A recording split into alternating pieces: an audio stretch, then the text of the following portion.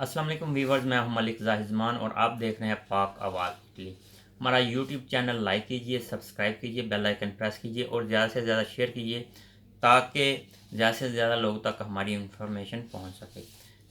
सबसे पहले जी मैं कोरोना वायरस पे बात करूंगा। जैसा कि कल मैंने अपनी वीडियो में बताया कि इटली के वज़ीर सेहत रोबर्टो ने जो है वो नए ऐलान के तहत 17 अगस्त से 7 सितंबर तक जो है वो शाम 6 से सुबह 6 बजे तक मास्क लाजमी करार दिए हैं पहनने के लिए अवामी इज्तिमात में। तो ये जैसा कि मुतासरीन की तादाद भी बढ़ रही है तो उस हवाले से ये एक अलार्मिंग सूरत हाल बन रही है कि अलार्मिंग सूरत हाल इस तरह बन रही है कि अगर यही तादाद इसी तरह बढ़ती रही 7 सितंबर तक तो कोई दो राय नहीं कि जो इटली है वो दोबारा लॉकडाउन की तरफ बढ़ रहा है। और जो है दूसरा स्पेल जो है उसके जो खतरात हैं या जो बादल मंडला रहे हैं सितंबर में वो दोबारा हमको लॉकडाउन की तरफ ले जाएगा। तो इसमें आज जो है वो 7 मौत हुई हैं। टोटल मौत 35,412 हैं, जबकि मुतासरीन 642 आए हैं। आज 642 मुतासरीन आए हैं। टोटल मुतासरीन की तादाद 2,55,278 हो चुकी है जी।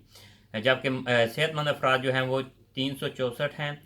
और इनकी टोटल तादाद 2,04,506 है। तो इस तरह ये कोरोना की अपडेट थी इस हवाले से। जबकि जो तरीके कश्मीर के हवाले से मैं कुछ कहना चाहूँगा, जो कि पिछले 3-4 साल से इटली में जम्मू कश्मीर में मौजूद कश्मीरियों की आवाज़ को बुलंद कर रहे हैं और इंडिया के गासबाना कब्ज़े के खिलाफ जो है वो डटे हुए हैं और नारा हक बुलंद कर रहे हैं। इस हवाले से जी 23 अगस्त को जो है वो पार्को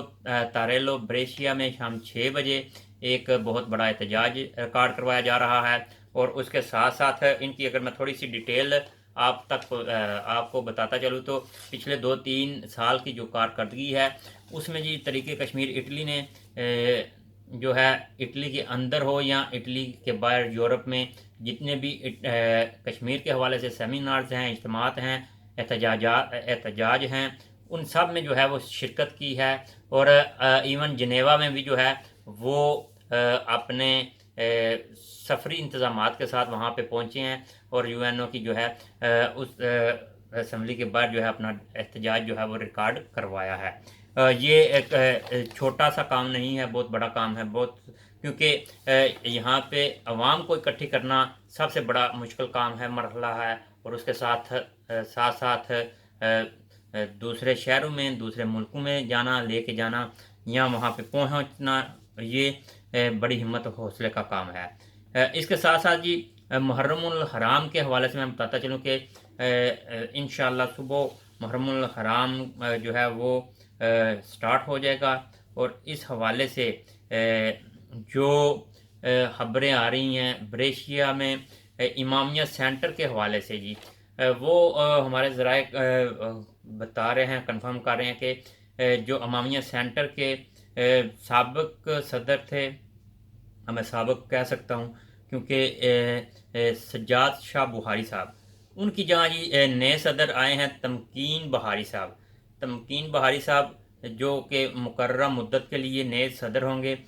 मुहर्रमुल हराम के हवाले से इमामिया सेंटर ब्रेशिया में।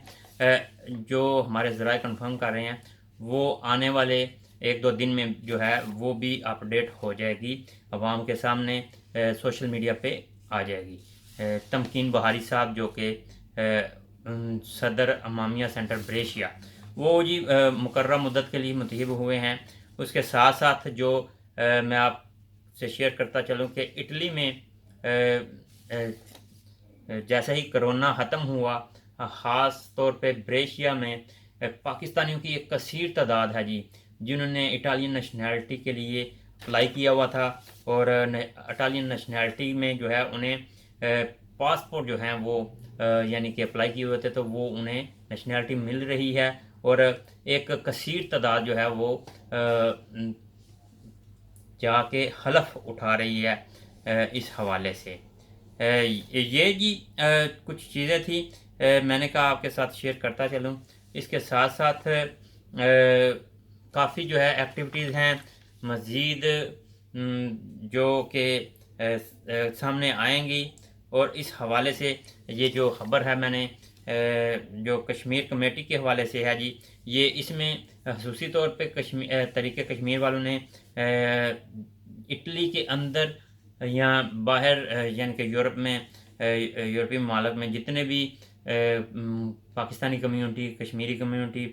اور اس میں سکھ کمیونٹی بھی کی بھی شرکت دیکھنے میں آئے گی جی۔ تو اس حوالے سے وہ خصوصی دعوت ہے کہ عام پبلک کو کہ وہ زیادہ سے زیادہ جو ہے وہ 23 اگست کو بریشیا پہنچے، اور جو انڈیا کا مقبوضہ کشمیر پہ غاصبانہ قبضہ ہے، وہاں کی مظلوم عورتوں کو، مظلوم بچوں کو، مظلوم بچیوں کو، اور اس کے ساتھ ساتھ بوڑھوں کو اور جوانوں کے ساتھ جو ظلم و ستم کی داستان رقم کی جا رہی ہے، اس کے خلاف جو ہے ایک آواز بن کے جو ہے وہ احتجاج ریکارڈ کروانے کا